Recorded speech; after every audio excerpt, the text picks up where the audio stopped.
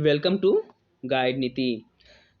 I am Nitish Kumar. This is a class 4 और आज की वीडियो में हम लोग सिंधु सभ्यता स्टार्ट करने वाले हैं। सिंधु घाटी सभ्यता से एक प्रश्न बीपीएससी के एग्जामिनेशन में पूछ लिए जाते हैं और जैसा कि आप जानते हैं कि गाइड नीति पर अभी बीपीएससी का क्लास टॉपिक वाइज कराया जा रहा है। इसमें आपको फुल डिटेल में बीपीएससी के सारे टॉपिक को कराया जाएगा। अभी हम लोग प्राचीन भारत की बात कर रहे हैं, इसके बाद हम लोग मध्यकालीन भारत और फिर आधुनिक भारत की बात करेंगे। तो सिंधु घाटी सभ्यता के बारे में हम लोग जानते हैं। तो सिंधु घाटी सभ्यता के बारे में फुल डिटेल में आज हम लोग पढ़ने वाले हैं कि सिंधु घाटी सभ्यता क्या थी, इसका काल निर्धारण कब था और इसका विस्तार कैसा है। तो चलिए स्टार्ट करते हैं।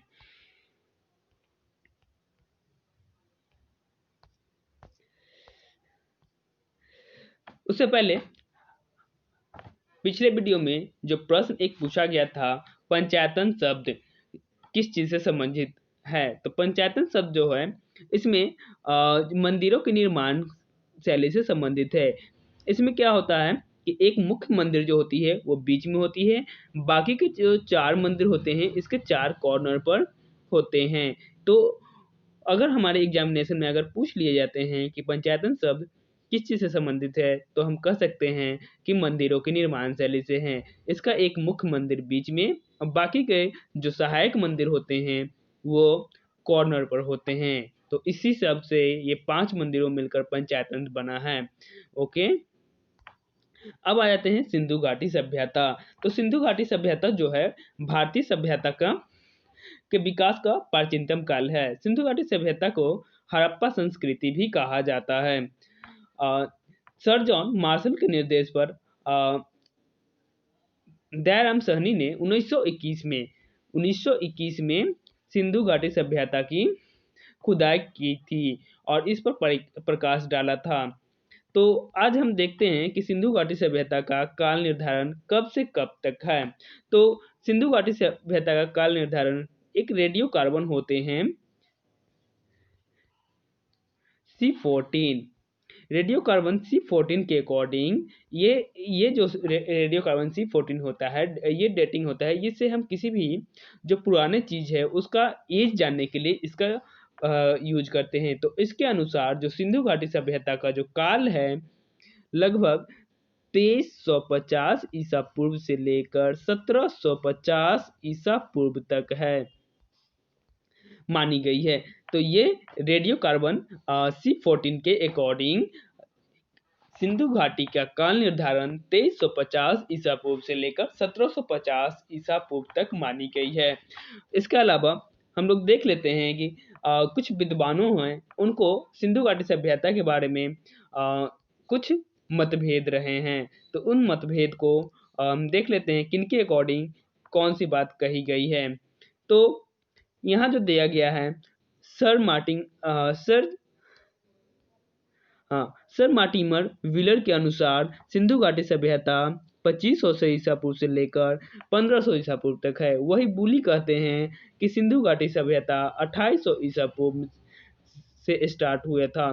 सर्जन मार्शल के अनुसार 3250 ईसा पूर्व से लेकर 2750 ईसा पूर्व तक है। वही डीपी अग्रवाल के अनुसार सिंधु घाटी सभ्यता 2350 ईसा पूर्व से लेकर 1750 ईसा पूर्व है। आल्विन के अनुसार 2150 से 1750 ईसा पूर्व है। ठीक है, लेकिन हमें ये सब की जरूरत नहीं है। हमें सिर्फ जो रेडियो कार्बन C14 के अनुसार हमें 2350 से 1750 ईसा पूर्व ही मानना है। एग्जामिनेशन में भी आएगा तो हम इसे ही मानेंगे। उसके बाद आते हैं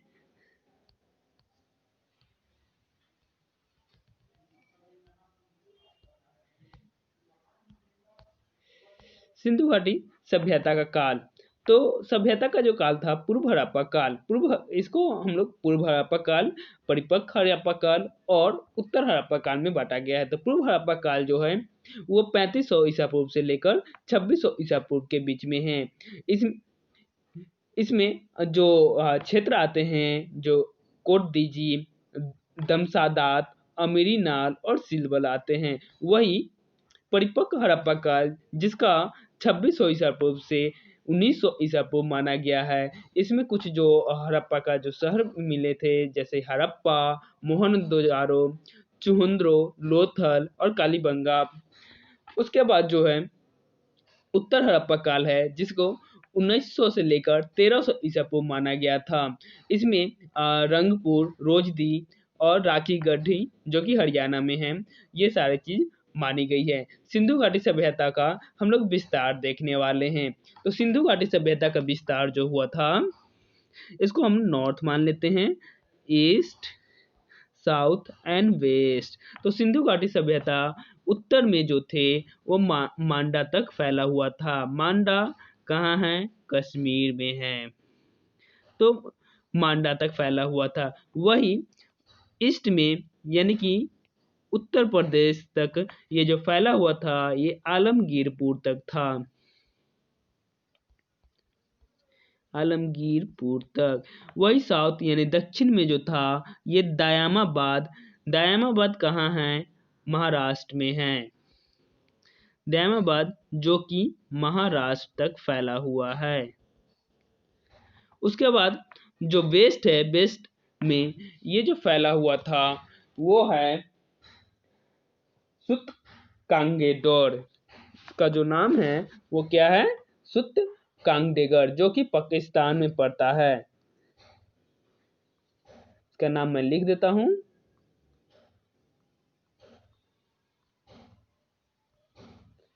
और ये क्षेत्र पड़ता है कहाँ? पाकिस्तान में। तो आप जान गए कि सिंधु घाटी सभ्यता का जो विस्तार था वो कहाँ तक है। मांडा कश्मीर में, ईस्ट में उत्तर प्रदेश आलमगीरपुर तक, और साउथ में दयामाबाद जो कि महाराष्ट्र में है, और वेस्ट में सुतकोंडमा जो कि पाकिस्तान में है। चलिए, इसके अलावा हम लोग देख लेते हैं हड़प्पा कालीन के जो प्रमुख स्थल है। हड़प्पा कालीन के प्रमुख स्थल हड़प्पा। तो हड़प्पा के बारे में पहले जान लेते हैं। हड़प्पा का जो उत्खनन किसने किए थे? हड़प्पा का उत्खननकर्ता कौन थे? दयाराम साहनी थे। कौन थे? दयाराम साहनी। और कब किए थे? 1921 में। किस नदी पर किए थे? तो रावी नदी पर किए थे। और इसके संबंधित जो कि वर्तमान में इसका कौन सा जिला है? मोंटो गोमरी, जो कि पंजाब पाकिस्तान में पड़ता है। तो ये था हड़प्पा कालीन का जो हड़प्पा स्थल है ये। ठीक है। तो इसके अलावा हम देख लेते हैं हड़प्पा कालीन के बारे में। तो हड़प्पा कालीन यह पाकिस्तान के मोंटो गोमरी जिले में रावी नदी के बाएं तट में स्थित है। 1921 में दयाराम साहनी ने इसकी स्थल की खोज की थी। हड़प्पा में स्वास्थ्य चिन्ह भी प्राप्त हुआ था। यहाँ पर हड़प्पा में 6 अनागर मिले, जो कि ईंटों के बने हुए थे। चबूतरे पर 2 पंत, और प्रत्येक की लंबाई 15.23 मीटर से और लंबाई 6.09 मीटर है। यहाँ फर्श की दरार में गेहूं और जौ के दाने मिले हैं। ठीक है। और यहाँ पर हमें क्या मिले हैं? हड़प्पा में 2 कमरे वाले बैरक मिले हैं, जो कि श्रमिकों के रहने के लिए बने थे। यहाँ पर प्राप्त मोहरों में सबसे अधिक अंकन एक श्रृंगी पशु का है। तो ये था हड़प्पा के बारे में पूर्ण डिटेल था। इसके बाद हम लोग देखते हैं हड़प्पा के बाद जो हमें जानना है वो क्या है? मोहनजोदाड़ो। मोहनजोदाड़ो जो है, इसको मृतकों का भी टीला कहा जाता है। मोहनजोदाड़ो को मृतकों का टीला भी कहा जाता है। तो हमारे एग्जामिनेशन में ये पूछ लिए जाते हैं कि मृतकों का टीला किससे संबंधित है, तो हम कह सकते हैं कि मोहनजोदाड़ो से। मोहनजोदाड़ो जो थे वो इसकी जो उत्खनन करता थे वो कौन थे? रखाल दास बनर्जी। रखाल दास बनर्जी कब किए थे? 1922 में किए थे। ये किस नदी पर है? सिंधु नदी के किनारे हैं, जो कि पंजाब के लड़काना जिला में स्थित है, जो कि सिंध पाकिस्तान में पड़ता है। तो ये था मोहनजोदाड़ो के बारे में। तो यहाँ एक मोहर मिली है जिस पर पुरुष देवता अंकित है। इसके सिर पर 3 सींग हैं और वह पद्म आसन की मुद्रा में बैठा हुआ है। और उसके चारों ओर एक हाथी, गाय और एक गैंडा है और आसन के नीचे एक भैंसा है और पांव पर दो हिरन हैं। इसे शिव का प्राचीन रूप पशुपति महादेव के रूप में भी माना जाता है। तो ये क्वेश्चन तो पूछे ही जाते हैं कि जो मोहनजोदड़ो में जो कि ये किस भगवान की मान्यता थी, तो पशुपति नाथ की थी। तो आप ये कह सकते हैं। यहाँ पर एक विशाल स्नान घर भी मिले हैं जो कि 11.88 मीटर लंबा है और 7.01 मीटर चौड़ा भी है और 2.43 मीटर गहरा है। मोहनजोदड़ो की सबसे बड़ी इमारत जो है अन्नागार, जो कि 45.71 मीटर है और उस एवं 15.23 मीटर चौड़ा है। और यहाँ पर यहाँ के जो मुहर मिले थे उसमें मुहर पर एक कुबर वाले बैल की आकृति बनी हुई है। इसके बाद ही हम लोग आ जाते हैं नेक्स्ट जो हमारा है कालीबंगा। कालीबंगा के बारे में हम लोग जान लेते हैं। कालीबंगा जो है इसको बीके थापर, इसके जो उत्खनन करता थे यानी कि जो खोले थे उनका नाम क्या है, बीके थापर। बीके थापर या हम उसे इस नाम से भी जानते हैं, ब्रिजवासी लाल के नाम से भी जानते हैं। इन्होंने कब खोज किए थे, 1953 में। और किस नदी पर, घग्गर नदी पर, घग्गर। और ये जो वर्तमान संबंधित क्षेत्र किससे हैं, तो ये जो क्षेत्र है कालीबंगा का, हनुमानगढ़ जो है कहाँ है, राजस्थान में है। ठीक है, तो इतना आपको कालीबंगा से याद रखना पड़ेगा। अब देखते हैं कालीबंगा में हमें क्या क्या प्राप्त हुए हैं। तो कालीबंगा में हमें जूते हुए खेत का प्रमाण यानी कि साक्ष्य प्राप्त हुए हैं। यहाँ पर जल निकास प्रणाली का अभाव था, यानी कि जो जल था, पानी थे, उसे बाहर निकालना का यानी ड्रेनेज सिस्टम नहीं था। यहाँ पर युगल सावधान था, ठीक है। और यहाँ पर कालीबंगा में अलंकृत ईंटें एवं अग्नि कुंड भी प्राप्त हुए हैं। तो ये सारी चीज हमें कालीबंगा में प्राप्त हुए हैं।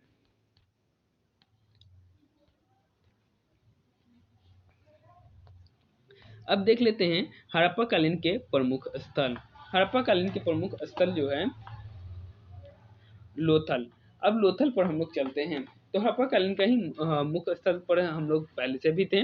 तो अभी तक हम लोगों ने तीन चीज को डिस्कस कर लिया था, हड़प्पा, मोहनजोदड़ो और कालीबंगा। अब लोथल, तो लोथल का जो उत्खनन करता जो थे, इनका नाम जो था क्या था, इनका नाम जो था रंगनाथ राव। इनके जो उत्खनन करता थे कौन थे, रंगनाथ राव थे। कब किए थे ये, 1957 से 1958 तक किए थे। 58 है, ठीक है। और किस नदी के किनारे हैं ये लोथल, तो लोथल जो है वो भोगवा नदी के किनारे हैं। भोगवा नदी कहाँ पड़ता है, अहमदाबाद में पड़ता है, जो कि गुजरात में है, अहमदाबाद। ठीक है, यहाँ दा होगा फिर बाद। तो ये जो चीजें हैं यहाँ पर होती है। अब देख लेते हैं लोथल के बारे में कुछ जो महत्वपूर्ण जानकारियां हैं। इसे लघु हड़प्पा या लघु मोहनजोदड़ो भी कहा जाता है। यह हड़प्पा कालीन का बंदरगाह नगर था। लोथल में चावल उपजाने की जो विशेष थी वो 1800 ईसा पूर्व में पाए गए थे। यहीं पर अन्न पीसने की चक्की, युगल समाधान के साक्ष्य और फारस की मोहरे और नाव के साक्ष्य मिले हैं। अग्नि देवी का प्रमाण और हाथी के दांत का पैमाना आदि भी प्राप्त हुआ है। लोथल में एक चित्रित मृद भांड मिला है जो कि पंचतंत्र की कहानी चालाक लोमड़ी से को याद दिलाती है। इसके बाद हम लोग जो बात करने वाले हैं वो है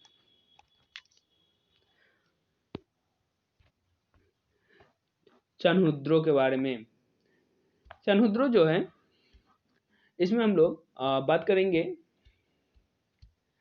चनहुद्रो जो है वो कहाँ पड़ता है। चान्हुद्रों को जो सबसे पहले हम उत्खननकर्ता देखते हैं, तो उसके उत्खननकर्ता का नाम जो है चान्हुद्रों का, वो है गोपाल मजमूदार। कौन है? गोपाल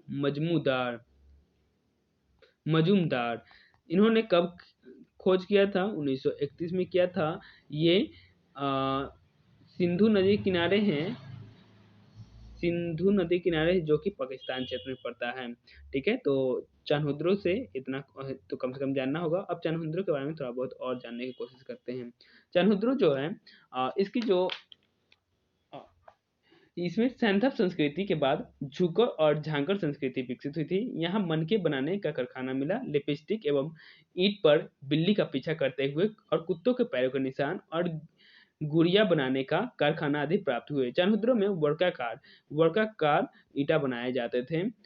ठीक है, और कांस की बैलगाड़ी एवं इक्का गाड़ी का अवशेष प्राप्त हुए थे। इसके बाद का एक जो क्षेत्र बचता है उसे कहते हैं रंगपुर। ठीक है, इसके बाद का जो क्षेत्र आता है उसे हम क्या कहते हैं? रंगपुर कहते हैं। रंगपुर इसमें छुटा हुआ है। रंगपुर जो था वो उसके जो खोज करता थे, इसको हम कहते हैं रंगनाथ राव। रंगपुर के खोज को किसने किए थे? रंगनाथ राव। ठीक है, तो रंगनाथ राव ने रंगपुर की खोज किए थे। कब किए थे? 1953 से 954 में, और यह मादर नदी के किनारे है। कहाँ है? मादर नदी के किनारे है, और यह अभी स्थित है कठियावाड़, गुजरात में। इसके बाद हम लोग जब बात करने वाले हैं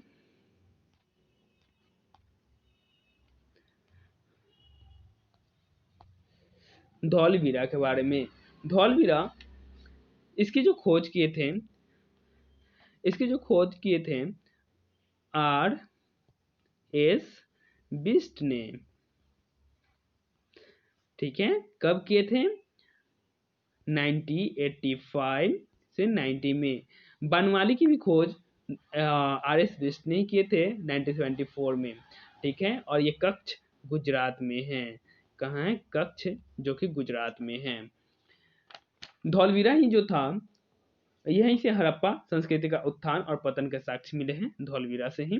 ठीक है, और यह भारत का सबसे बड़ा हड़प्पाकालीन स्थल भी है। तो ये जो था, यहाँ तक हम लोगों ने हड़प्पाकालीन के मुख्य स्थल के बारे में जाना। अब आज का जो प्रश्न है, सिंधु घाटी के लोग किसकी पूजा करते थे? आपका ऑप्शन है विष्णु, पशुपतिनाथ, ब्रह्मा और इंद्र। आप इसका जवाब कमेंट बॉक्स में लिखिएगा, और आशा करता हूँ कि आपको ये वीडियो अच्छे लगे होंगे। तो लाइक कीजिए, सब्सक्राइब कीजिए, और बस इतना ही। मिलते हैं अगले वीडियो में किसी और टॉपिक के साथ। Bye bye.